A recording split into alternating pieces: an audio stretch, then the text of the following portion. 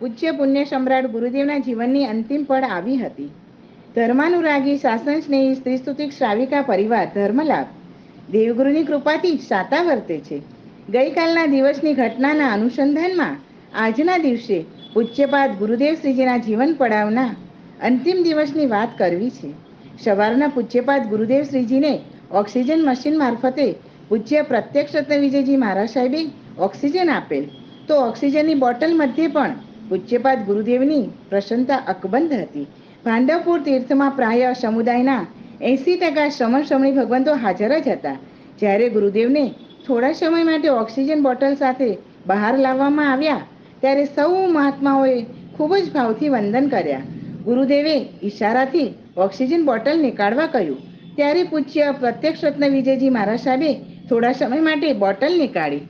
સૌની ભાવનાને સમજતા પૂજ્ય ભગવંતે શ્વાસના દબાણ વચ્ચે પણ સાધ્વીજી ભગવંતોને માર્મિક હિત શિક્ષા આપી. આજે આ પત્ર લખી રહ્યો છું ત્યારે પણ હિત શિક્ષાના એ શબ્દો કાનમાં ગુંજી રહ્યા છે. સહન કરશો તો શુદ્ધ બનશો, શુદ્ધ બનવાથી સિદ્ધ બનાય. આ હિત શિક્ષામાં દાદા ગુરુદેવની પણ 4-5 મિનિટ વાત કરી. જીવનની અંતિમ પળ સુધી માંડલી આરાધના ન છોડનારા ગુરુદેવે આજે પણ બપોરની માંડલીમાં ઓક્સિજન બોટલ સાથે હાજરી આપી. સૌ નૂતન મુનિવરો સાથે બેસી સૌના પાત્રમાં દ્રવ્ય પણ મૂક્યા. ગુરુદેવ શ્રીજીએ 1.5 વર્ષ પૂર્વે સામૂહિક દીક્ષા અંતર્ગતે મને આપેલા એકાશના અને મીઠાઈ ત્યાગનું આજે મારે અંતિમ એકાશનું હતું. કારણ કે બરાબર સાતમના દિવસે વડી દીક્ષા કરાવવાના ગુરુદેવના ભાવ હતા.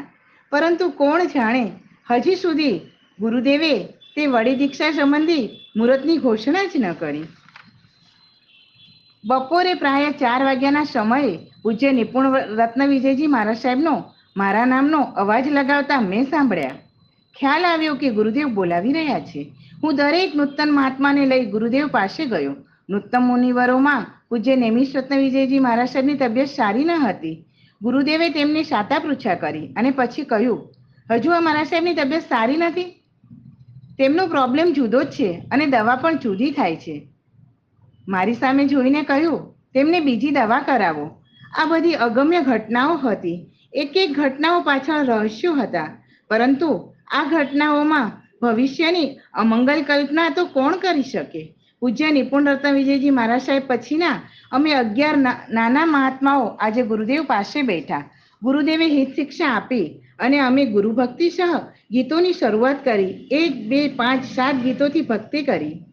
આ પ્રત્યેક ગીતોને થરાદથી આવેલો સંઘ બહાર ઊભા ઊભા સાંભળી રહ્યો હતો. થરાદ સંઘ પણ અલગ કારણથી આજે ગુરુદેવ પાસે આવ્યો હતો. તેમાં વસંતભાઈ ધરુની દીકરીએ આ બધા દ્રશ્યો તેમના સ્મૃતિ મશીનમાં કેદ પણ કર્યા હતા. આ ઘટના વચ્ચે અચાનક જ એક ઘટના બની અને અમે તે ઘટનામાં ખૂબ જ હેપતાઈ ગયા હતા. હા, ગુરુદેવનું જે ઓક્સિજન મશીન હતું તે ભરેલું હોવા છતાં મચક આપતું ન હતું. ડોક્ટરી કાર્યમાં હોશિયાર પૂજ્ય પ્રત્યક્ષ રત્નવિજય મહારાજ સાહેબે તરત જ મશીન બદલ્યું. થોડી વારમાં ગુરુદેવે મારે બહાર જવું છે આવો ઈશારો કર્યો. પેન વડે પાટીમાં લખ્યું અને નૂતન મહાત્મા પૂજ્ય નિર્વાણ રત્ન મહારાજ સાહેબ અને નિધાન રત્ન મહારાજ સાહેબે ખુરશી ઉપાડવાની ભાવના વ્યક્ત કરી. એ અંતર્ગત એક બીજી જ ઘટના બની.